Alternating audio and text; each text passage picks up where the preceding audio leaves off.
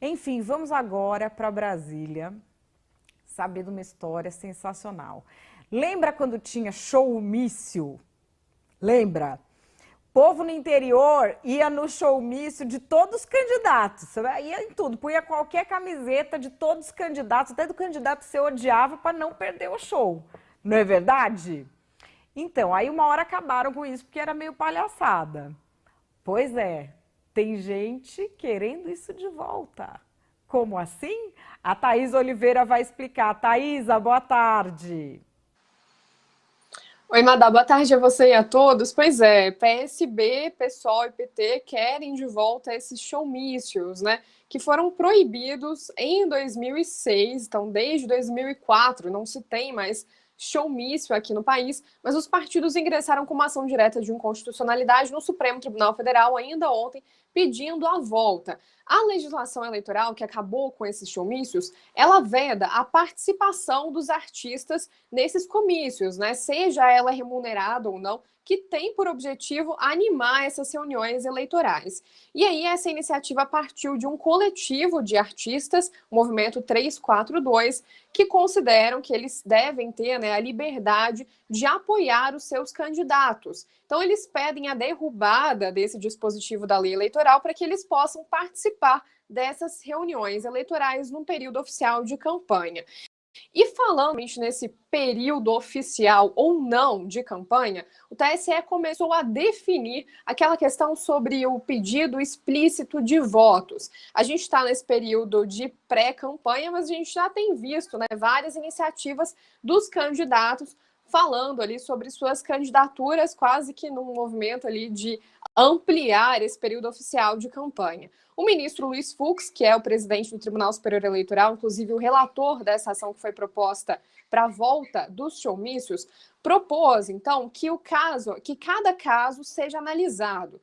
Porque a lei, né, a mini-reforma política de 2015, a gente já falou disso aqui, ela permite que o candidato fale sobre suas propostas, sobre suas qualidades, desde que ele não peça explicitamente, né, não peça votos. E aí que está a questão nebulosa.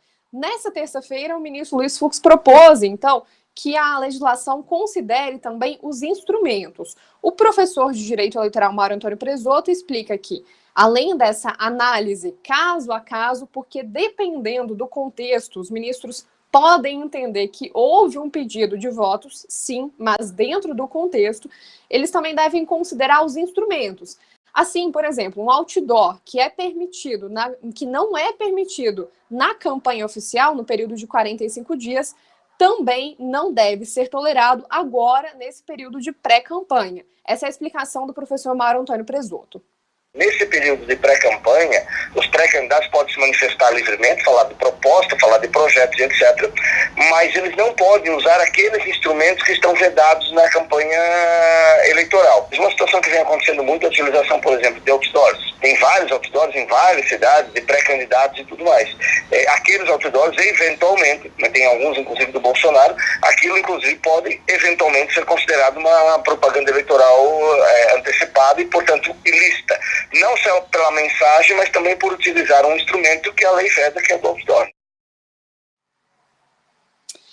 Esse voto, né, do ministro Luiz Fux ainda não foi publicado, então ainda não dá para saber completamente o teor, isso é com base na sessão de terça-feira. Então, basicamente, o TSE definiu que, se houver pedido explícito de votos, ali, claro, né, o candidato já está numa situação irregular, fazendo uma propaganda antecipada, que é vedada pela lei. Nesse caso, não há nem discussão. Se houver dúvida, aí sim, os ministros do Tribunal Superior Eleitoral analisam caso a caso. Mas se não houver o pedido explícito de votos, o candidato, o pré-candidato, pode usar dos mesmos recursos que está à disposição dele nesse período oficial de campanha. Então, por exemplo, no período oficial de campanha, os candidatos vão poder impulsionar, né, aqueles posts do Facebook com propostas, vão poder pagar por essas publicações.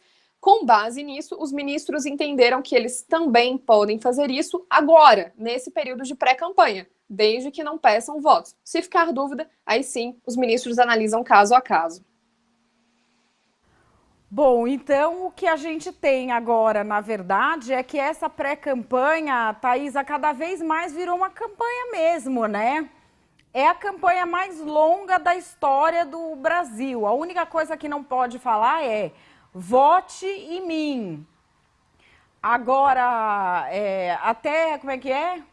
Chama que o homem dá jeito, aí não é pedir voto já. É isso?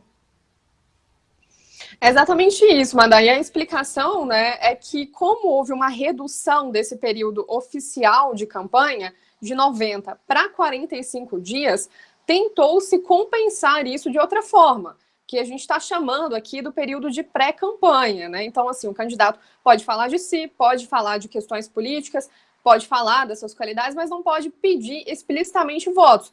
Só que a divergência dos ministros é que não é muito claro o que é um pedido explícito de votos, né? Então, me apoie, é pedido explícito de votos ou não? E aí o TSE entendeu que, na dúvida, é melhor analisar caso a caso. Isso porque eles estão considerando que os pré-candidatos têm um direito básico que é assegurado a todo mundo, né? O da liberdade de expressão. E qualquer interferência nesse sentido poderia coibir esse direito tão fundamental. Ou seja, decidiu-se que tem que decidir casa a casa.